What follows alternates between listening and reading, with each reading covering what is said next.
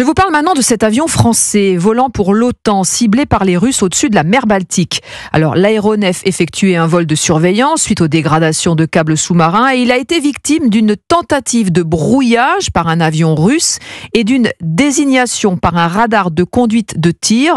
Alexandre Chauveau, concrètement, qu'est-ce que cela signifie ? Eh bien, c'est une mesure d'intimidation de la part de la Russie. C'est comme cela que Sébastien Lecornu l'a qualifié ce matin. Dans le langage militaire, on parle d'illumination, ce qui signifie cibler un avion par radar. Une action agressive selon Guillaume Vernet, le porte-parole de l'état-major des armées, qui n'est pas exceptionnelle dans cette zone, dit-il, mais qui montre que la Russie n'est pas passive. Moscou fait ainsi savoir de manière contenue son hostilité, même si le comportement de l'équipage français a permis d'éviter toute escalade, nous dit cette même source. Alors cet avion français, un Atlantique 2, avait décollé mercredi de la Bretagne. Il a passé près de 5 heures au large de la Suède et des pays baltes pour contrôler près de 200 navires, essentiellement civils, et ce, alors que plusieurs câbles sous-marins de télécommunications ont été endommagés ces derniers mois dans la mer Baltique.